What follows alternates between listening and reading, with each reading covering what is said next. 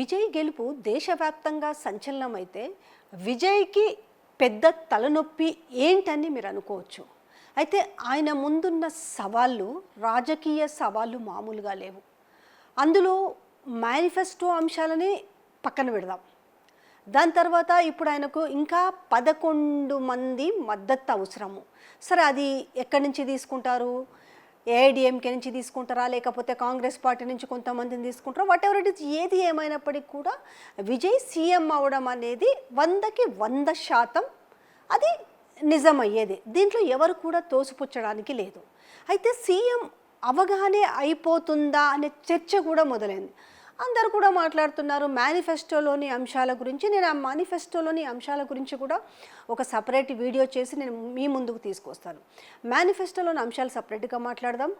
అలాగే ఆయన ఎవరి మద్దతు తీసుకుంటున్నాడు ఏంటి అనేది కూడా ఇంకొక వీడియోలో మాట్లాడుకుందాం.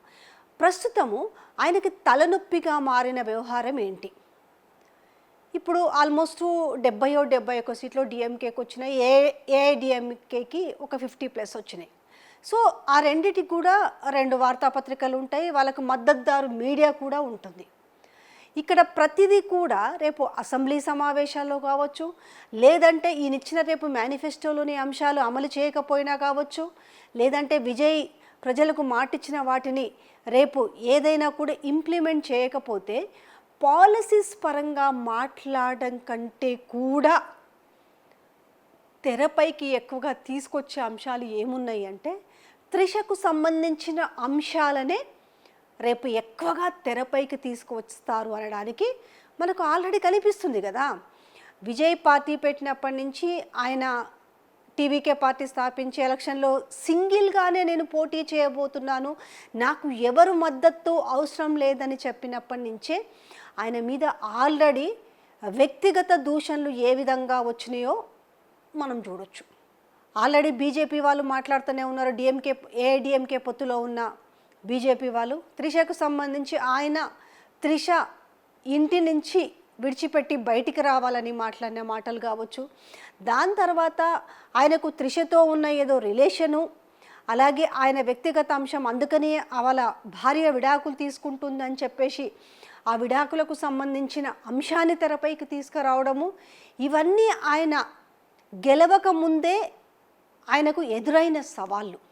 సరే, వీటన్నిటిని కూడా తమిళనాడు ప్రజలు పట్టించుకోలేదు. కానీ ఇప్పుడు మాత్రం అలా ఉండదు కదా. అసలైన సవాళ్ళను ఏ రకంగా ఎదుర్కోబోతారు, ఇవన్నీ కూడా ముఖ్యంగా ఆనాడు ఎంజీఆర్కి జయలలితకు సంబంధించిన టాపిక్ ఏ రకంగా ఎదురు సవాళ్ళుగా ఆయనకు నిలిచిందో, సేమ్ ఇప్పుడు ఈయన కూడా విజయ్ కూడా త్రిష అనే ఒక సబ్జెక్టు ఆయన చాలా కన్స్ట్రక్టివ్గా ఎదుర్కోవాల్సిన సందర్భం ఎదురవుతుందనేసి మనము ఖచ్చితంగా ఊహించవచ్చు.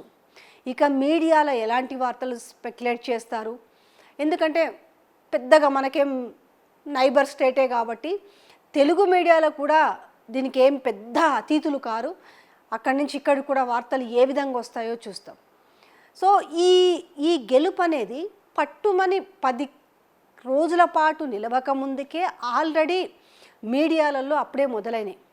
అసలు త్రిష ఏంటి, అసలు త్రిష ప్రయారిటీ ఏంటి, ఆమె ఎక్కడి నుంచి పోటీ చేస్తుంది అంటే ఎలక్షన్ అయిపోయాక ఇలాంటి ఆలోచన ఎందుకు వస్తుందని కూడా మీరు అనుకోవచ్చు. ఎందుకంటే విజయ్ 2 చోట్ల పోటీ చేసి 2 చోట్ల కూడా విజయం సాధించిన నేపథ్యంలో ఒక స్థానం నుంచి ఆయన ఉన్నా కూడా ఇంకొక స్థానం నుంచి ఖచ్చితంగా కూడా విజయ్ రాజీనామా చేయాలి. ఆ స్థానంలో ఎవరినో ఒకరు నిలబెట్టాలి. కాబట్టి ఆ స్థానంలో విజయ్ వాళ్ళ ఫాదర్ని తీసుకొచ్చి పెడతారా, లేకపోతే త్రిషను నిలబెట్టి ఆమెను గెలిపించుకొని ఆమెను డిప్యూటీ సీఎం చేస్తారు, లేకపోతే ఆమెకి కీలక పదవి ఇవ్వబోతున్నారు, లేకపోతే ఆమె రేపు గవర్నమెంట్కి ఆమె సలహాదారులుగా అడ్వైజర్గా ఉండబోతుంది, లేదంటే వాళ్ళ విజయ్ ఫాదర్కి చాలా కీలక పాత్ర ఉండబోతుంది. ఇలాంటి వార్తలన్నీ కూడా ఆల్రెడీ గుప్పుమంటున్న నేపథ్యంలో మరి త్రిషన్ రాజకీయాల్లోకి ఇప్పుడే వెనువెంటనే తీసుకువస్తాడా? నిజంగానే ఈయన 2వ స్థానం నుంచి, ఎందుకంటే ఖచ్చితంగా ఆయన ఒక స్థానం నుంచి నిలబడాలి కాబట్టి 2వ స్థానం నుంచి ఖచ్చితంగా ఆయన రాజీనామా చేయాలి. ఆ రాజీనామా చేసే స్థానంలో ఇటు త్రిషన్ కానీ లేకపోతే అటు విజయ్ తండ్రిని కానీ ఆ స్థానం నుంచి నిల్చోబెట్టి గెలిపించుకోబోతున్నారా? సో ఇక్కడి నుంచి ఆయనకి ప్రతిపక్షం నుంచి వచ్చే సవాళ్ళని ఏ రకంగా ఎదుర్కోబోతున్నారు అనేసి ఆయన రాజకీయ పరిపాలన కంటే కూడా ఆయన ఈ వ్యక్తిగతంగా అంటే ఈ పర్సనల్ వ్యవహారాల మీద చాలా తలనొప్పి ఎదుర్కోవాల్సిన పరిస్థితి ఉంటుందనేసి ఆల్రెడీ రాజకీయ విశ్లేషకులు దీనిపైన చర్చలు మొదలుపెట్టిన నేపథ్యం కనిపిస్తుంది. మామూలుగానే జనరల్గానే ఇవేవి లేకుండానే మామూలుగానే వాళ్ళ మీద నెపాలు ఎన్ని వస్తుంటాయో చూస్తుంటాం. సినిమా ఇండస్ట్రీ నుంచి వచ్చిన వ్యక్తి, అందులో ఆల్రెడీ గుప్పమంటున్న వార్తలు, త్రిష నిన్న వెళ్ళి పూజ చేయడము, అందులో టీవీకే పార్టీనే త్రిష అండ్ విజయ్ ఇద్దరి పేరు కలిసి వచ్చే విధంగానే టీవీకే పార్టీ అని పెట్టారని చెప్పేసి, సో ఆ విధంగానే ఆయనకు ఆమె బర్త్డే రోజే ఆమెకి ఒక ఈ సీఎం పదవిని ఆమెకి కానుకగా ఈయన ఇచ్చాడని చెప్పేసి ఇవన్నీ కూడా వార్తలు వస్తున్న నేపథ్యంలో ఇక మునుముందు ఎలాంటి తలనొప్పులు ఎలాంటి సవాళ్ళు ఉంటాయో అనేది మాత్రం ఇది ఎక్స్పెక్టెడే అనిపిస్తుంది.